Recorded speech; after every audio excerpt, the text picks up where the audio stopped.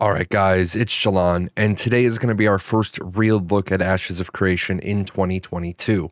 Most of this information is from the live stream that happened on the 28th of January, but I'm also including some other bits and pieces just to get everybody caught up. And the first thing everybody wants to know is Alpha 2. No, there are no Alpha 2 dates. Intrepid's not going to set another timeline with deliverables until they're 100% sure they can make it. We do have some updated information about Alpha 2. The plan is to have the level cap be 35, and that 220 square kilometers of this world map will be available for testing. Now, how this aligns with their previous plans for testing, I do not know. I do have a request for some information into Steven, and hopefully I can double back and do an updated Alpha 2 expectation video in the near future.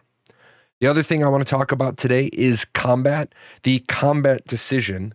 Near the end of last year, Intrepid talked about putting combat back into some design decision, prototyping decision phase. This is obviously based on the Alpha 1 data they got. If you didn't see the final decision on body movement, Intrepid has gone to a split body animation. This means you can continue to move in the direction you want instead of being stuck in a forward movement. Now, I also want to do a staff update. For anyone who isn't aware, Intrepid lost a few key people in 2021 and early 2022. Jeffrey Bard, the lead game designer, left in May of 2021. I did a video on that. That's in the upper right-hand corner. Recently, both Michael Bacon, the lead environmental artist, and Sarah Flanagan, aka Lieutenant Toast, the senior community manager, have both departed the project. Now, I've seen some of my fellow content creators putting out some pretty clickbaity Chicken Little the sky is falling video, so I want to put some better facts on the table. It's not just 3 people that have left Intrepid Studios. Since 2017, Intrepid has had 25 people or more leave the project, including their previous lead character artist, Matt Broom, and their technical director, Akil Hooper. And you know what that means? It means absolutely nothing. The average turnover for video games in California is 2 years. People leave video game projects all the time. The new lead character artist, Chris Atkins, and his team are clearly crushing the character art, since we got a huge update yesterday with all this new character art, and it all looks phenomenal. Anyone worried about losing 25 people over 5 years? Don't. Intrepid just onboarded 6 new people in January, putting their total in-house team members at 120 or more. So what I do want to say is, for my peers that are making Ashes of Creation content, please do better. You are spinning people out of control for no reason. Give them the facts, but don't clickbait it up and give people cause for concern. This actually has ripple effects on the project because it lowers the overall confidence in the project, but you're really cherry picking out disastrous facts, which in the end don't mean anything. Michael Bacon didn't leave Intrepid Studios because there is something wrong at the studio. You can check the description below. You can read what he wrote. He suffered a death in the family, so he did what was best for him, his family, his kids. Michael now works from home for Amazon Game Studios. He doesn't have a 2-hour commute every day. He doesn't spend an hour each way, so he can be there for his kids. He also doesn't have the stress of a lead position, so he leaves the work at work. For Lieutenant Toast left the video game industry altogether, so it's not like a different studio poached her. She just went to pursue things that were better for her life outside of the video game industry.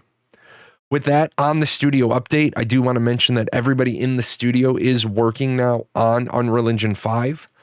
Intrepid has been looking at their project management. They've made the switch over to story point sprints.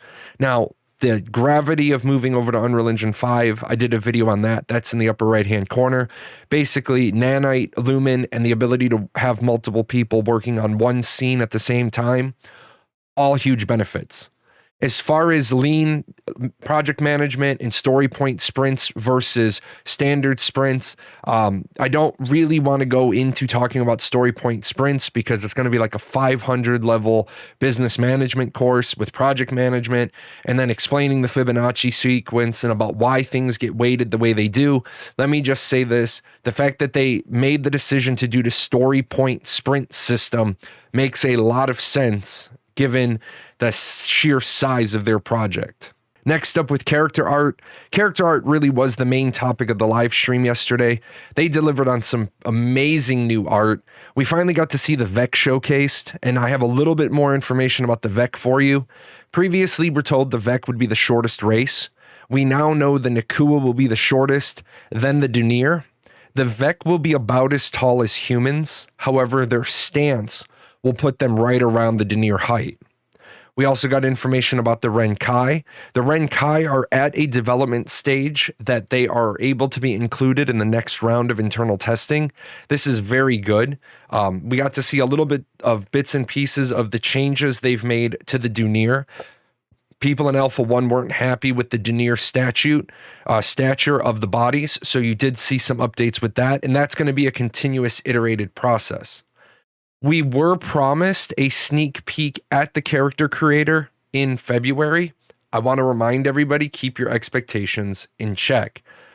This will not be anywhere near the final version of the character creator or the final UI inside the character creator. We did get some information about sieges. It seems as if Intrepid took a lot of the siege feedback from Alpha 1 very seriously.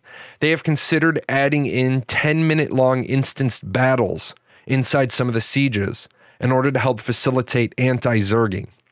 Now, this is all the information we have right now, so we'll be looking for more in the future, but this sounds like a really good thing.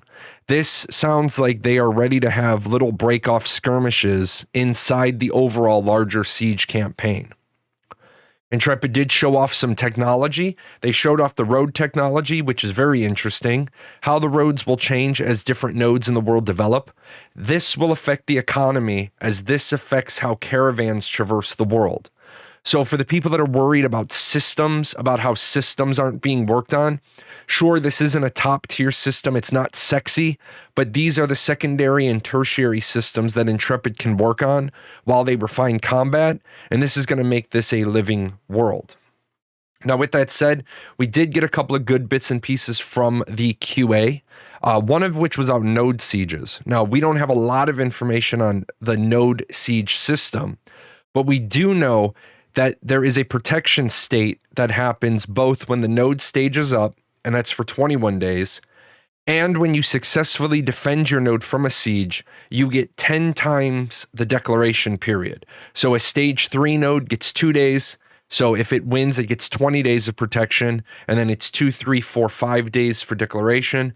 A metropolis that wins its siege won't be siegeable again for 50 days.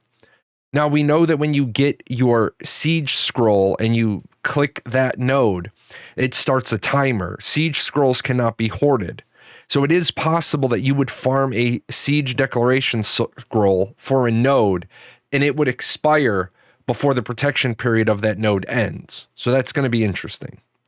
Naval content in the Underrealm. There will not be naval content in the Underrealm. I know that doesn't seem like a big deal, but for people that were planning on living in the Underrealm, this is something they'll have to factor in.